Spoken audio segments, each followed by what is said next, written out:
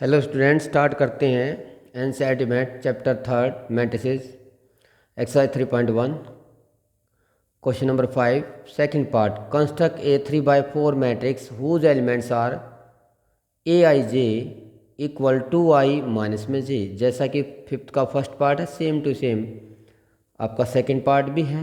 Late ए 3/4 matrix है A11 A12 A13 A14। Second row है आपकी A21 A22 A23 A24। Third row है ऐसे ही A31 A32 A33 A34। Elements आपको given है ए i j equal to i minus में जे। अब आप जितने भी एलिमेंट्स हैं सभी को निकालते हैं according to row. First row है मेरे पास में A11, तो फर्स्ट एलिमेंट्स आया A11 11 है तो आई की वैल्यू 1 और जे की वैल्यू 1। यहाँ आई की वैल्यू 1 रखेंगे तो 2 × 1, जे भी 1 रखते हैं तो -1, तो 2 - 1 हो जाएगा 1। अब ऐसे A12 तो आई की वैल्यू 1 ही रखेंगे तो 2 × 1 माइनस में 2, आंसर आ जाएगा 2 - 2 0। ऐसे ही A13 आई की वैल्यू तो 1 ही रखेंगे तो 2 × 1 और जे की वैल्यू 3 रखेंगे तो -3, भाई 2 माइनस में 3 आंसर आ जाएगा -1। A14 आई की वैल्यू 1 रखेंगे तो 2 × 1 और जे की वैल्यू -4, तो 2 - 4 आंसर आएगा -2। ऐसे ही सेकंड रो स्टार्ट करते हैं। A21 तो आई की वैल्यू 2 रखेंगे तो 2 × 2 और जे की वैल्यू 1 रखेंगे तो ये आएगा 1, तो ये आ जाएगा 2 × 2 -1, आंसर आया आपका 4 - 1 3। A22 तो आई भी 2 रखते हैं जे भी 2, तो 2 × 2 ये आया 2 × 2 और जे भी वैल्यू आपने 2 रख दिया तो 4 - 2 आंसर आएगा 2। ऐसे ही A23 आई की वैल्यू 2 रखेंगे यहाँ, जे की वैल्यू 3, तो 2 × 2 -3 4 - 3 आंसर आएगा आपका 1। अब आता है नेक्स्ट A24, तो A24 है आई की वैल्यू 2 रख देते हैं जे की वैल्यू 4, तो 2 × 2 -4 यानी कि 4 - 4 आंसर आ जाएगा आपका 0। नेक्स्ट आता है A31 में क्या आता है आई की वैल्यू 3 रखेंगे और जे की वैल्यू 1, तो यहाँ से आ जाएगा आपका 2 × 3 -1 यानी 3 2 6 -1 आ जाएगा 5।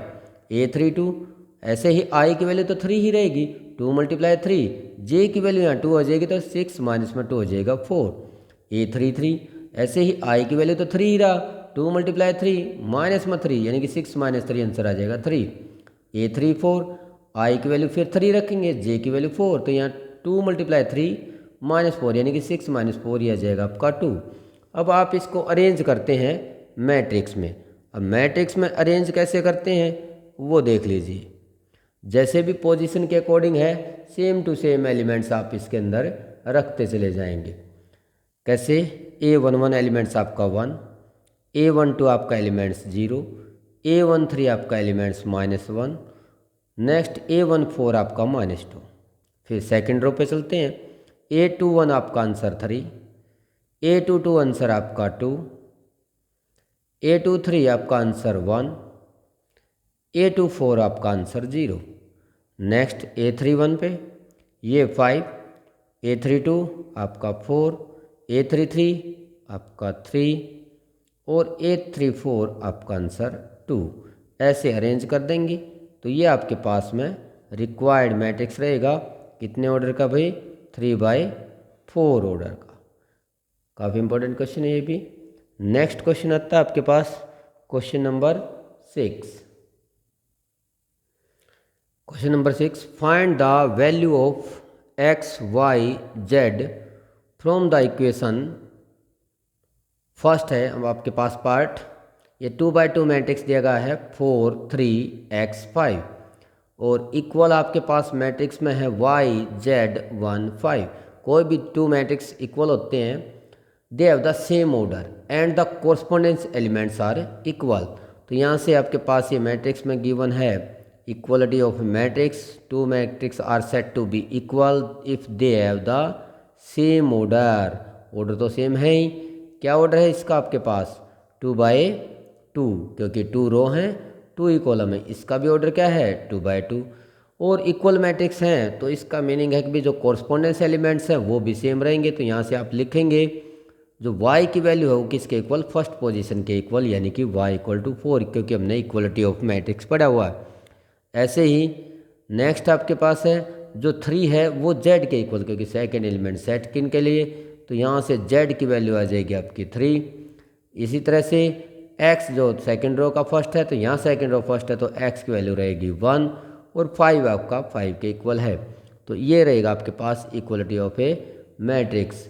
नेक्स्ट है आपका इसमें सेकंड पार्ट, मैट्रिक्स है आपके पास x plus y 2 5 plus z x y equal है 6 2 5 8। जैसा कि पहले पार्ट में किया आपने, same bye equality of the matrix they have the same order. ये आपके पास 2/2 ऑर्डर और ये भी आपके पास 2/2 ऑर्डर। तो यहाँ से कंडीशन आती है आपकी फर्स्ट वैल्यू फर्स्ट के इक्वल, ऐसे सेकंड वैल्यू सेकंड रो आ जाती है। तो यहाँ से पहले हम क्या ले लेते हैं 5 प्लस जेड इक्वल 5। तो यहाँ से जब आप z की वैल्यू फाइंड करेंगे वो आ जाएगी 5 - 5 0। ऐसे ही नेक्स्ट जो आता है आपके पास वो है आपके पास में x प्लस वाई, वो वैल्यू किसके इक्वल रहेगी 6, क्योंकि फर्स्ट रो का फर्स्ट एलिमेंट्स, तो इधर भी फर्स्ट रो के फर्स्ट के इक्वल। यहाँ से y का आंसर निकाल लेंगे आप 6 - x, ये हमने वेरिएबल में चेंज कर लिया। नेक्स्ट आपके पास 2 2 के इक्वल है, तो यहाँ से एक्स वाई की जो वैल्यू हो वो 8 के इक्वल आ जाएगी। क्या आ जाएगी एक्स वाई इक्वल 8। अब आपने चेक किया कि वाई तो हमने कन्वर्ट कर दिया है एक्स में, तो वाई की वैल्यू यहाँ पुट करेंगे आप, तो ये आ जाएगा आपके पास x इंटू 6 - x इक्वल 8। आप इसको ऐसे भी लिख सकते हैं, x को मल्टीप्लाई करेंगे ये आ जाएगा आपका 6x, x को x के साथ मल्टीप्लाई करेंगे वो आ जाएगा x स्क्वायर और इक्वल रहेगा 8। अब x स्क्वायर को भी साइड चेंज कर दें और 6x के भी, तो आपके पास simple x square - 6x plus 8 equal 0। तो x स्क्वायर भी इधर लेके जाओगे प्लस, 6x को भी इधर ले जाओगे माइनस, और ये 8 रहेगा यूँ का। अब मल्टीप्लाई करें तो 8 और यहाँ प्लस का साइन तो सम करें तो 6, आपके फैक्टर हो जाएंगे x square -4x -2x plus 8। यहाँ से मिडल स्प्लिटिंग करते हैं आप, x कॉमन, यह आएगा x -4 -2 कॉमन, x -4 0। ये अब आपका यहाँ दोनों कॉमन फैक्टर हैं, x -4 यहाँ से हो जाएगा आपका x -2।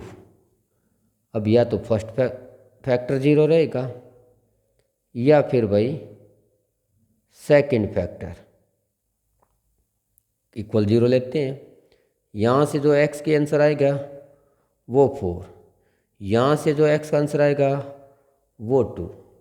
अब ये जाके पुट इन फर्स्ट कर देते हैं, क्या कर देते हैं भाई पुट इन फर्स्ट। जब आप इसको पुट इन फर्स्ट करेंगे तो x की वैल्यू 4 रखेंगे, तो जो y का आंसर आ जाएगा वो आ जाएगा आपका 6 - 4 यानी कि 2। अब x की वैल्यू 2 रखते हैं यहाँ पे, तो जो y का आंसर आ जाएगा 6 - 2 एंड 4। ये कहता है x की वैल्यू 4 है तो y क्या रहेगा 2 रहेगा, और x की वैल्यू 2 है तो y 4। तो आपके पास जो सॉल्यूशन है वो क्या है, z 0 ही आया था, x 4 लिया है, y आपका 2 रहेगा, या फिर z 0 है, x आपका 2 लेते हैं तो y की वैल्यू आपकी 4 हो जाएगी। ये आपके सॉल्यूशन रहेंगे। नेक्स्ट आपके पास थर्ड पार्ट, मैट्रिक्स आपके पास 3/1 ऑर्डर, ये भी क्या आपका 3/1 ऑर्डर सेम है, तो कोरस्पोंडेंस एलिमेंट सेम रहेंगे। तो कोरस्पोंडेंस एलिमेंट सेम, तो इसमें भी हमने x y z की वैल्यू फाइंड करनी है। तो यहाँ से कंडीशन आ जाती है मेरे पास x plus y plus z equal 9, इसको हमने फर्स्ट इक्वेशन लेट कर लेंगे। ऐसे ही जो आपका सेकंड एलिमेंट्स है x plus z second row में, वो किसके इक्वल आ जाएगा भाई 5 के, ये आपकी सेकंड रहेगी। ऐसे ही y प्लस जेड वो क्या रहेगा आपका 7 के इक्वल, ये आपकी थर्ड। अब तीनों इक्वेशन का यूज करते हुए हम एक्स वाई की वैल्यू निकाल लेंगे। Put value of equation third in first. क्या कहता है ये थर्ड वैल्यू फर्स्ट में जाके पुट करें। y प्लस जेड 7 है तो आपके पास आ जाएगा x plus y plus z है क्या आपकी वैल्यू 7, तो यहाँ 7 पुट करेंगे और 9, 7 को चेंज करते हैं तो ये x की वैल्यू आ जाएगी 9 माइनस 7 यानी कि 2। तो x का जो आंसर आया है वो आया है 2 और x आंसर पुट इन कहाँ रख देंगे सेकेंड। जब आप इसको x की वैल्यू 2 यहाँ रखेंगे सेकेंड में तो वो आ जाएगा 2 प्लस जेड इक्वल 5। तो यहाँ से आप z की वैल्यू ईजिली से फाइंड कर सकते हैं। 2 को चेंज करेंगे तो उधर जाएगा -2, आंसर आया आपका 3। तो ये आपकी z की वैल्यू आई भाई 3 और z की वैल्यू 3 आप पुट कर देंगे थर्ड में, पुट इन थर्ड। जब आप z की वैल्यू 3 यहाँ पुट करेंगे तो आपके पास आएगा y प्लस